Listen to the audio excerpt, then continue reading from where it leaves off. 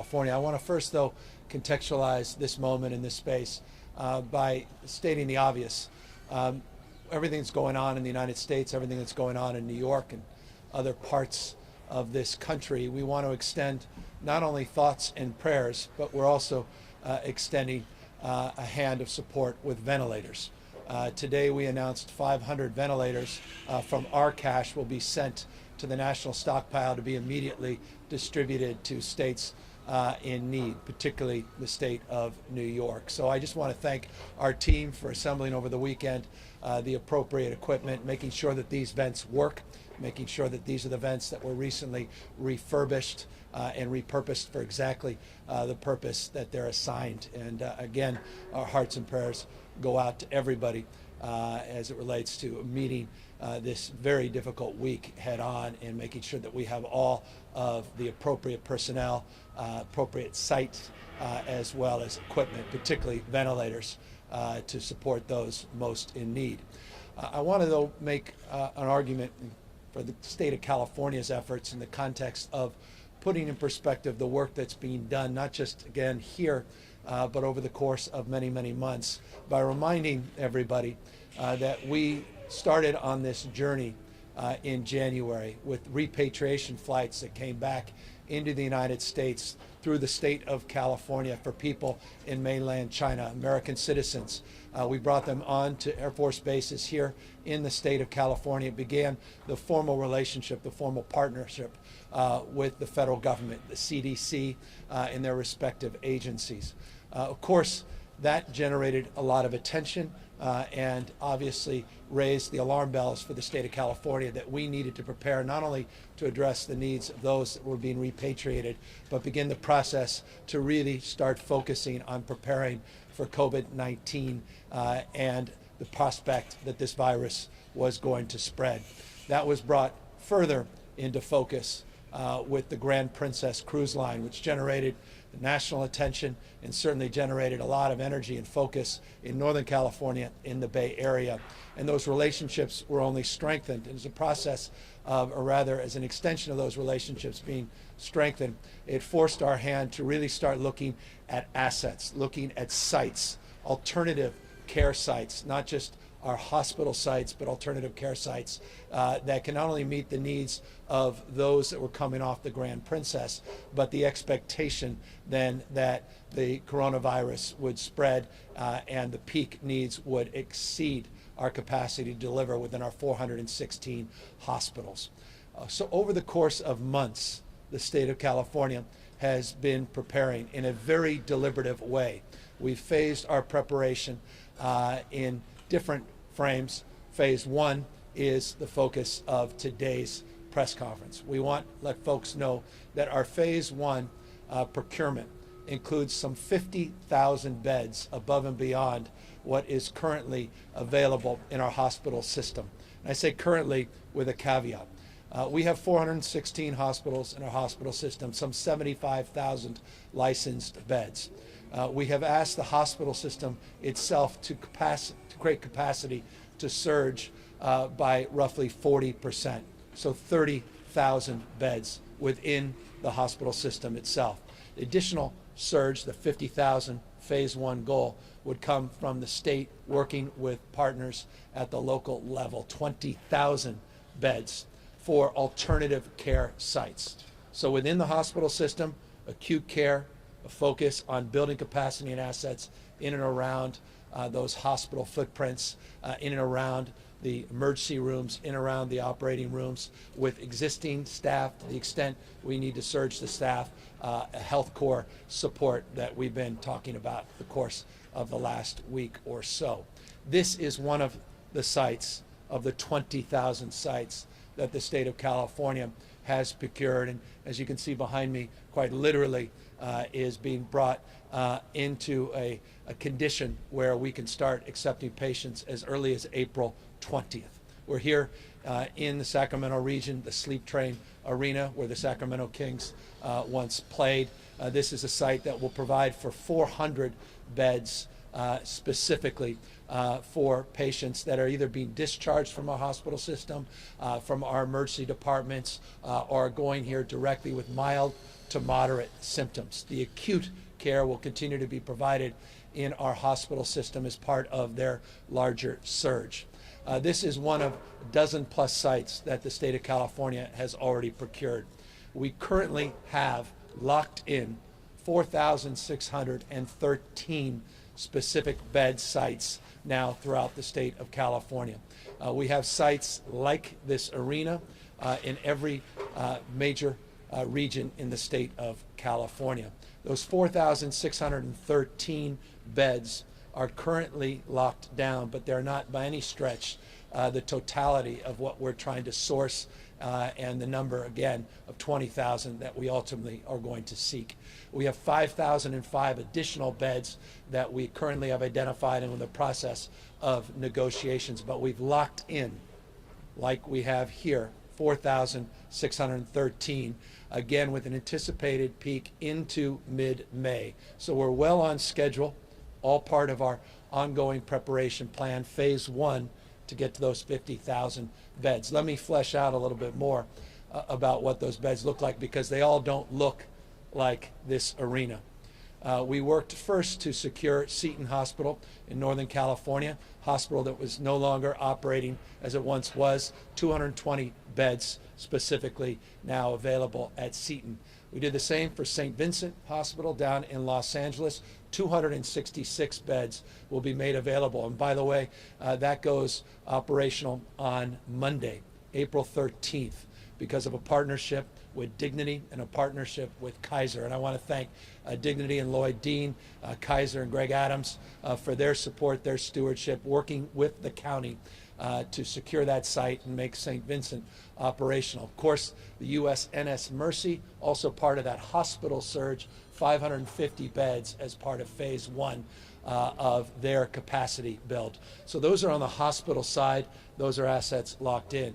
On the alternative care site side of things, not only again this arena, but we've identified Fairview Developmental Center, 520 beds. We've identified Porterville Developmental Center, 246 beds. We have identified other locations throughout the state of California, including hotel rooms in San Carlos, 120 beds. And then we have on top of that all of those medical stations that came from the federal government with the support of the president, 2,000 beds as part of that FMS program.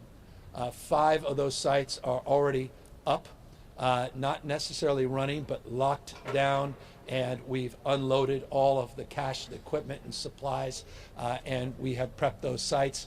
3 additional sites of those original 8, 250 beds per. That's the 2,000, 8 sites, 5 done, 3 remaining.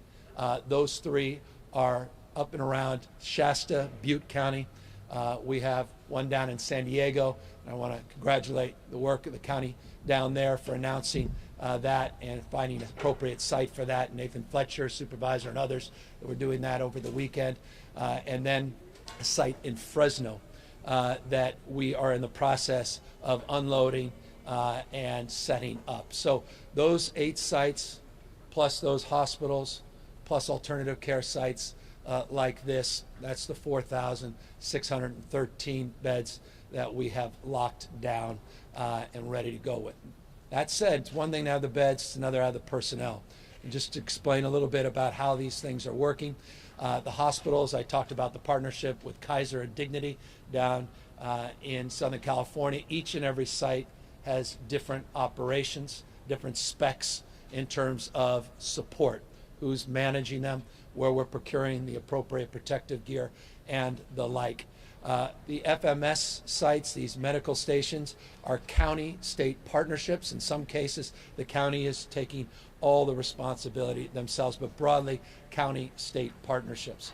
As it relates to sites like this, we are working with the county, and we are working through our Health Corps, which now has a total number of applications. This was the healthcorps.ca.gov website we launched less than a week ago. Over 81,879 people, not over. As of this morning, 81,879 people have filled out a formal application on that site. That will provide the surge capacity in terms of personnel we'll need to appropriately staff, as an example, the 400 beds that will be on this specific site. And by the way, I recognize for those that are focusing with real acuity, detailed attention on that health court site, we have a lot of existing licensed medical professionals that are currently working that have also applied on that site to potentially be redeployed to more acute needs within the system. But it's still a jaw-dropping number, 80,000+ people that are willing to meet this moment. Again, these are the phlebotomists, the EMTs, the paramedics, the nurses, nurse practitioners, and doctors, and the like, radiologists that have all filled out that application. So physical sites, the human capital that are needed, and doing everything we can to procure more PPE. We are not naive. We're very proud to be able to extend a hand of support with those 500 ventilators and send them back east. But we're not naive that we need to continue to procure more ventilators, not just gowns, masks, coveralls, shields, these N95 masks in particular. And we continue to do everything in our power to continue to build out that inventory as well. Again, it's a three-legged stool. You need the place, you need the people, and you need the protective gear to make these things work and to meet the surge responsibilities and meet the surge expectations that are part of our modeling. Again, the models mean nothing if we begin to step back and change our behavior by getting cabin fever and no longer practicing physical distancing. Physical distancing is working.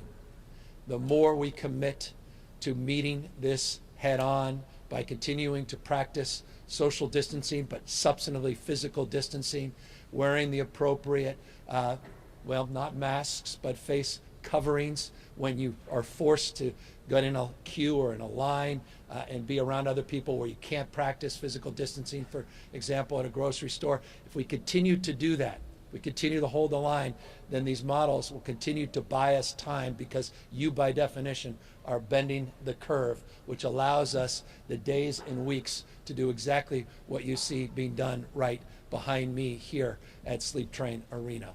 Speaking of here, I want to now ask that the owner of the Sacramento Kings, who owns this site, come up and say a few words, because we wouldn't be here without him and without his support.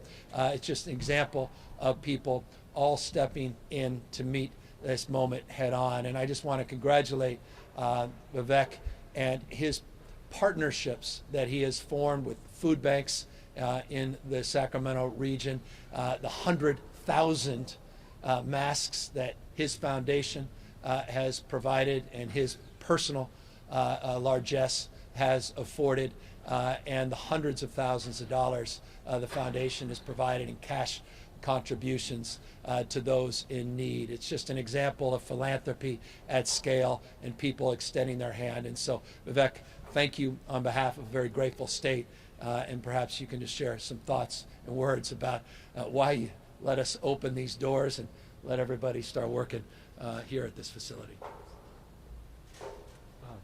Thank you, Governor. I just wanted to start by thanking you. Thanks to your forward-looking, bold, decisive leadership.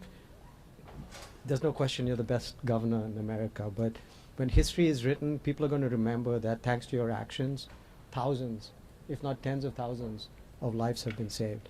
So as a Californian, I thank you from the bottom of my heart. I also want to thank Congresswoman Matsui for her leadership in Washington, our great Mayor Steinberg, and Councilwoman Ashby for their partnership and their support. This is a really difficult time for all of us, and our hearts go out to all those who have been impacted by this terrible virus. Also want to show great gratitude to the doctors, the nurses, the folks that deliver us food, all the people that are on the front lines facing this invisible enemy every single day. So we all owe you and thank you. Thank you for your efforts.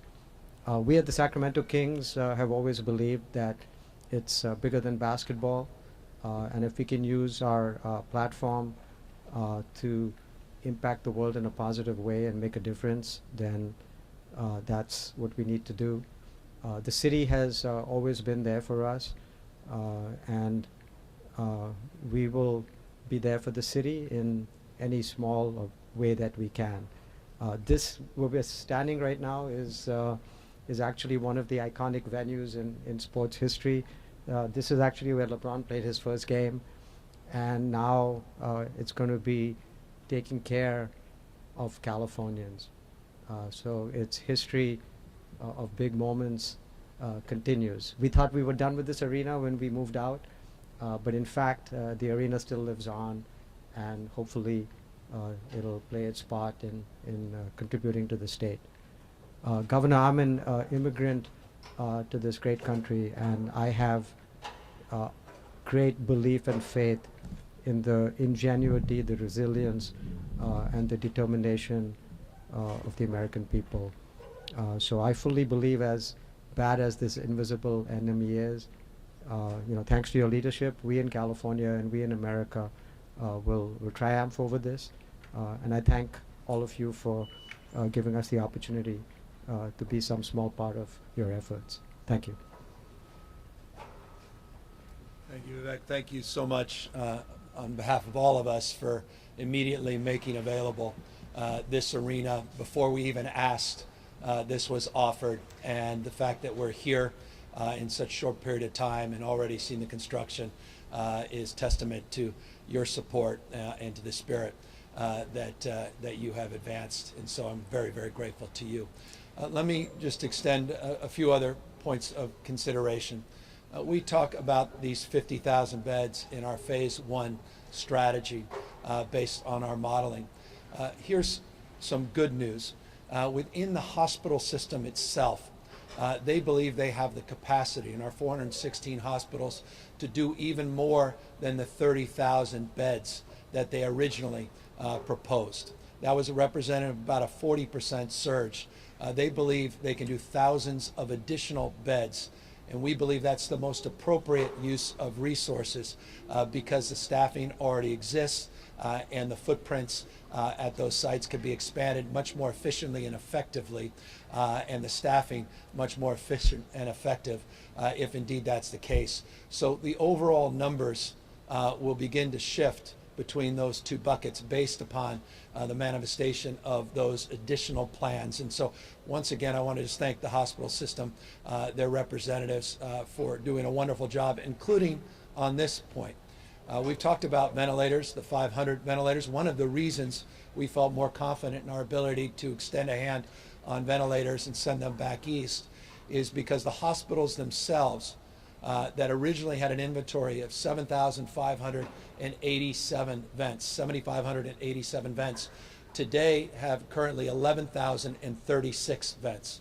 So they went from 7,500 to over 11,000 over the course of the last few weeks. That's on the basis of repurposing or refurbishing old vents and also procuring new vents. That has put less strain and pressure on the state's effort to procure additional ventilators.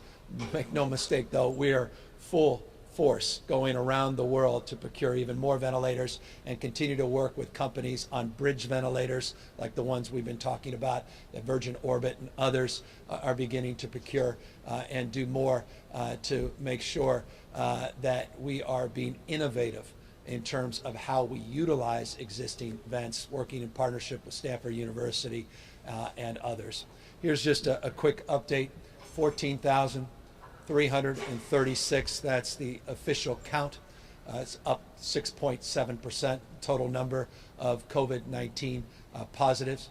1,085, this again is the number where I wake up first thing in the morning, no exaggeration. First thing I look at is the number of people in ICUs, 1,085. Number of hospitalized, 2,509. That represents 4.6% increase in the hospitalizations from yesterday, 4.3% increase in the total number of ICU patients from yesterday. We tragically have lost 234 lives, or excuse me, 343 lives to this virus. Hearts go out to every single member, loved one, family member, community that have been impacted by these losses.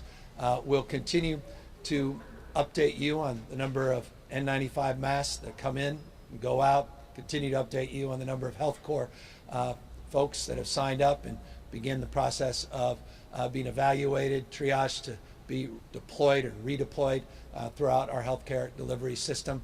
I want to continue to thank everybody that wants to contribute their time and their energy, which I know a lot of us have energy because we're stuck at home. We want to contribute.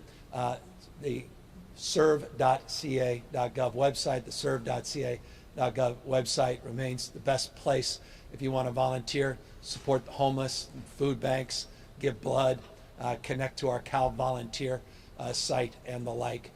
We hope people continue to reach out a hand and continue to practice the physical distancing that has allowed us the time to procure the kind of assets that we are announcing here today. So with that, happy to take any questions. And again, I want to thank everybody for making this particular site possible in such a quick period of time. Hi, Governor. Sophia Bolag here from the Sacramento Bee. I'm going to be asking questions on behalf of the press corps today, so thank you so much for taking our questions.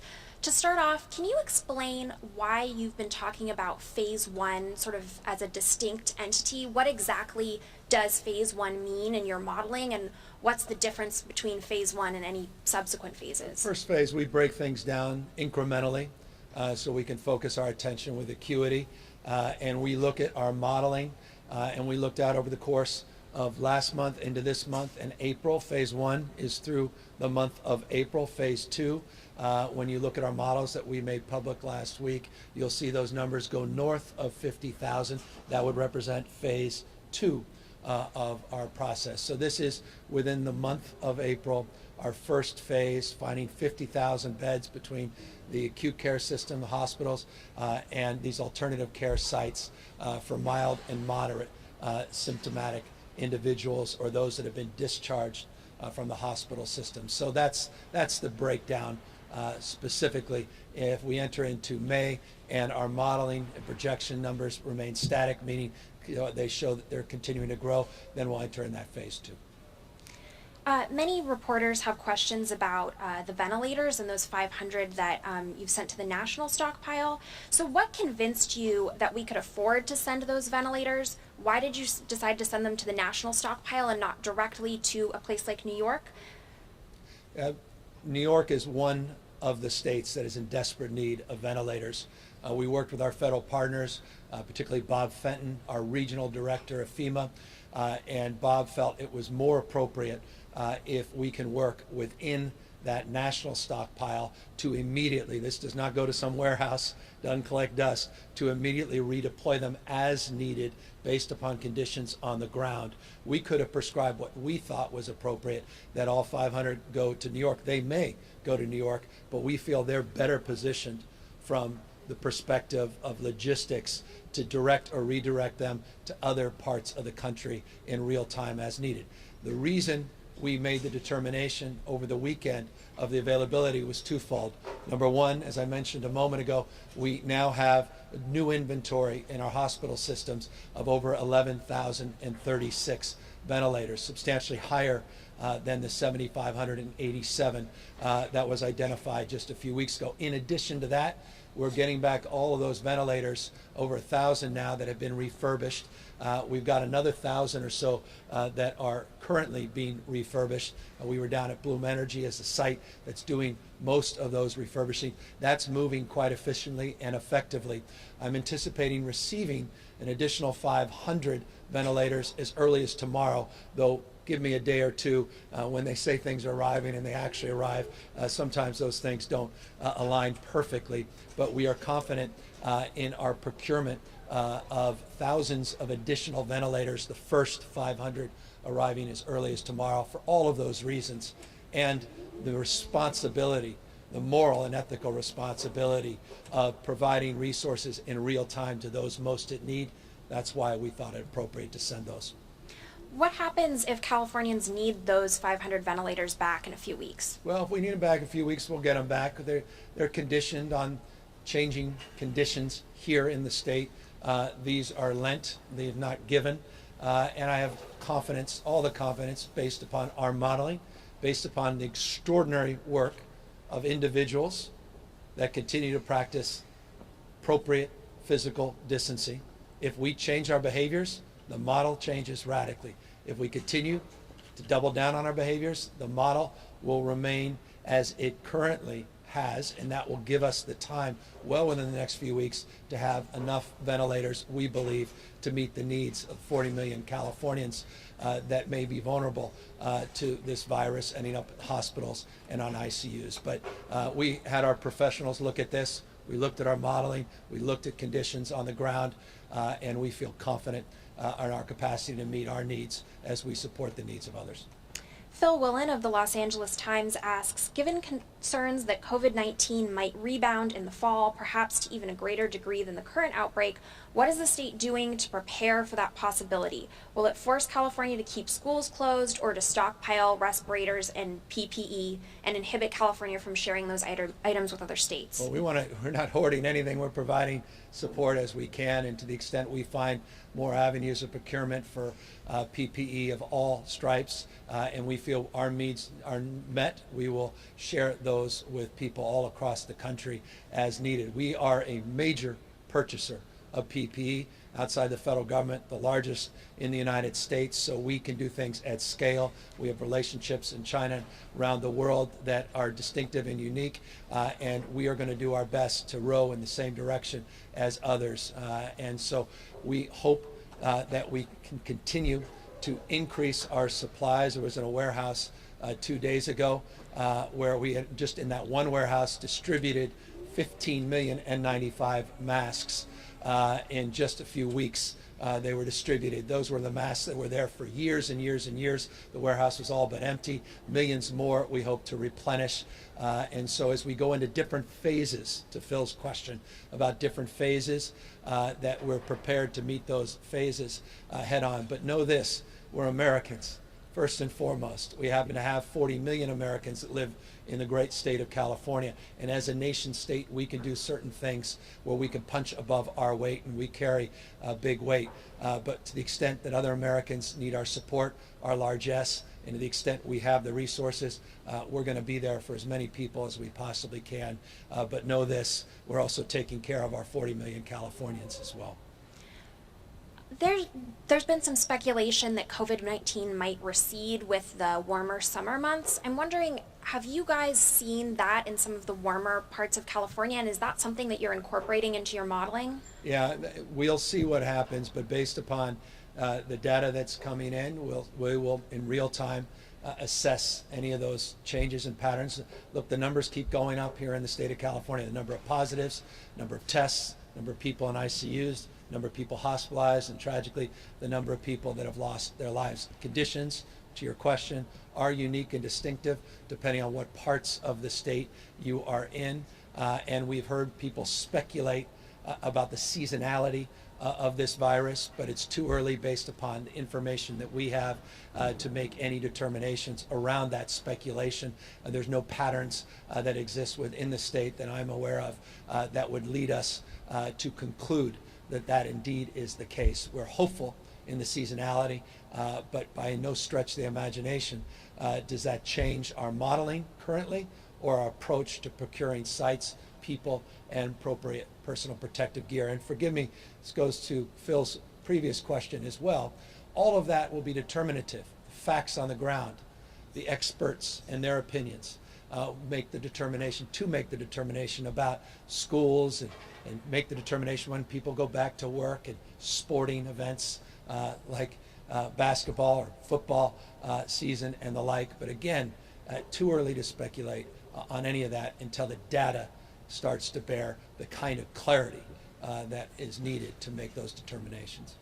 Rachel Becker of Cal Matters asks, how do you intend to incorporate antibody tests into California's ongoing response? What do you envision the role of antibody tests will be in getting people back to work? Well, foundational, fundamental, and that's why the serology test with Stanford are so important. Our first homegrown serum serology test that will be done.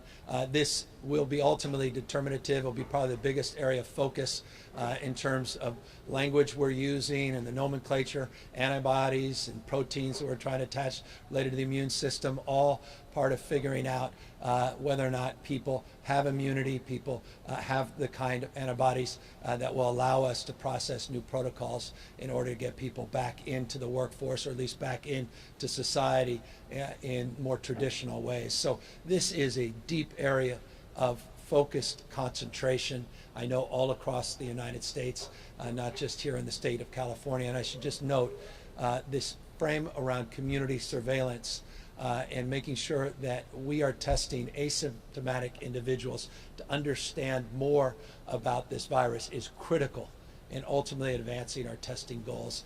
Some of those goals we revamped and announced just 48 hours ago, and this is certainly a big part of that. You and your team said on Saturday that you were expecting that test would be FDA approved later that day. Did that happen? And are your plans that you laid out Saturday to start using that test this week, are those on track? Yeah, I believe they are. Let me double down on the official approval and get right back to you. Thank you. Adam Beam of the Associated Press asks, will you pause the scheduled minimum wage increase because of the COVID-19 outbreak? Well, that's January, and we'll make a determination in real time. I have my budget team meeting again later this afternoon. I've got a team of some of the best minds that I can find on economic recovery and really starting to plan detailed plans when we turn the corner and turn the page on this phase of the virus, how we can really start jump-starting the economy. Testing is the predicate to making that happen along the lines of those antibody tests that were just referenced. And then, of course, coming up with a comprehensive economic and workforce development plan to get people off unemployment insurance, get them back into the workforce, do everything we can to keep small businesses afloat during this very challenging period of time. We talked a lot about that 72 hours ago in terms of our small business supports. But ultimately, the determination on some of those macro questions like unemployment, or rather like minimum wage, will be determined as we plan or as we roll out these larger plans. Mike Lurie of KCRA is asking for an update on the California Health Corps. Specifically, do you have a budget figure in mind for the program and how it will be paid for? Yeah, look, it's going to be paid for, and I've been asked this on multiple occasions, and I'll remind everybody that we have the capacity within the existing funding systems, be it the Medi-Cal system, other systems of support, including our own contributions through the general fund and our reserves, and more important than anything else, the federal government and FEMA's reimbursements that all stack and answer to that question. Depending on the bucket, those are connected to the reimbursement and the processing of those paychecks. I will, though, remind you that not everybody that will be part of the Health Corps, again, over 81,000 people that have already signed up, not all of them will be able to provide for their child care, for their transportation, and for their lodging. And I again want to just thank Facebook, Mark Zuckerberg, for providing tens of millions of dollars to help with stipends for those individuals as well. So deep support from the federal government, state, and some modest support in the context in totality from the private sector and philanthropy. How are you vetting those candidates? They're going through a very comprehensive process. We've got a team of people going through every single one of those applications. Remember, when we launched this, we said the universe of expectation was around 37,000. We've now blown past 80,000, which again just is extraordinary. And so we're going through those. A lot of them, a lot of folks filled out forms and they already have existing jobs within the healthcare delivery system. So we're weeding those numbers out and we are triaging multiple things. There's geographic triage, meaning where are you physically and where are the needs most, and see if those match. There are salary expectations and needs, see if those match. The skill sets looking where people are in their licensing process and queue. Are you coming from a medical school or nursing school? Are you retired annuitant and you're coming back into the workforce? All of those things are triaged. We may have too many phlebotomists in certain areas, not enough pharmacists in other areas. So all of that being done by a team of remarkable people, Heidi and others that are here, that are doing pretty much just that full time. Alex Michelson at Fox 11 News asks, Speaker Pelosi wants to pass another stimulus through Congress. What's the most pressing need that California has from the federal government? To help those that are still recovering from the 2008 financial crisis that never fully recovered, and to protect individuals that are most in need. Let's not exacerbate income and wealth disparities. Let's not exacerbate growing anxiety around a two-class society. When we grew up in a three-class society with the middle class getting squeezed, we really got to focus on those that were left out of the last bailouts in 08, 09, and make sure we do not replicate that same mistake. Deborah Kahn of Politico asks, why is the state reporting cases in such a broad age category for 18 to 49-year-olds and then narrower categories for the young and old? Are you trying to scare younger people, and can you provide more specific numbers for that? Well, no, it's just that's the information that's been provided me. We go 0 to 17, we do 18 to 49, 50 to 64, 65 and over. That's the data that we've been putting out, and to the extent the question suggests we're not scaring anybody, suggests that we can disaggregate that data further, I'd be happy to consider putting our folks on that. I will just remind everybody that that data that we are putting out shows that half of the individuals with COVID-19, one half, are under the age of 49. Just a reminder of the power of individual decision making, and for young people to be reminded that that individual decision making must maintain a strong regime of physical distancing. Even if you have mild symptoms, even if you don't know that you have the virus, you can spread the virus to the most vulnerable. And so, again, the data has helped us identify those buckets of concern, half under the age of 49. Happy to look at breaking them down even further.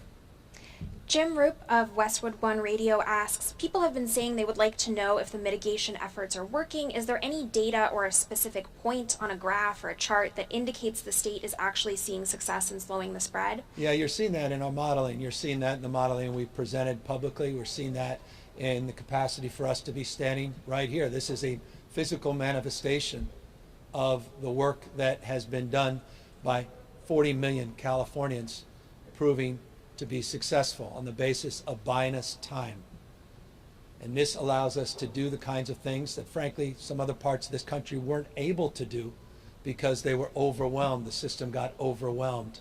So every minute of every day, every hour of every day of every week of every month is critical for us to make sure that we're preparing for a surge in a worst case scenario. But the current modeling that we have made public and the growth, as I said, the growth you've seen just in ICU and the hospitalizations, the two most critical numbers from our perspective, that growth has been steady. And if you extend that out, we are looking at a path into May before we peak based on current data. Doug Sovereign of KCBS has another question on the ventilators. He asks, politically, is this something of a rebuke to the White House, which said over the weekend that the states have to fend for themselves and not rely so much on the federal government? And are you sending a message to the Trump administration that California can not only take care of itself, but the nation too? No, that's not why we're doing it. We're doing it because we can do it. I'm not looking to point fingers. I'm not looking to play politics. I'm not going to point fingers. I'm not going to play politics. I want to thank the administration for reaching out to the state of California and working with us through FEMA to identify a minimum of 500 ventilators. I'd like to be able to do more. I feel deep responsibility and anxiety, as we all do, watching the national news. What more can I do? I'm on conference calls with the governors, comparing and contrasting conditions on the ground. We had a governor's only call today with the vice president and people expressing their anxiety and concerns. I wish I could solve that for everybody. And to the extent we can, we will. And to the extent we're expected to, Yes, we should be expected to. This is the state of California. We have an abundant mindset, and we're a well-resourced state. So I expect, and I imagine everybody expects California to do more than most other states, and we'll continue to try to do our best. Your staff is telling me that that's all the questions you have time for, so thank you so much for answering those. Thanks very much. And thank you, everybody. Just want to remind everybody of the importance, if I haven't done so 5 or 6 times, let me do it a 7th and an 8th time. Practice physical distancing.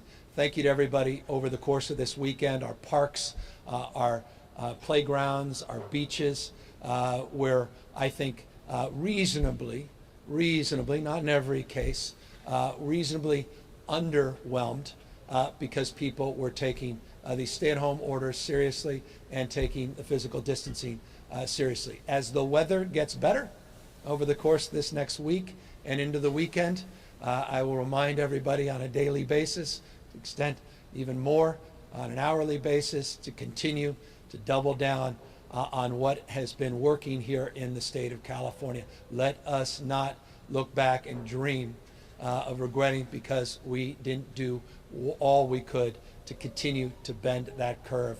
Let's continue at the pace that currently is underway. Thank you, everybody, and stay safe.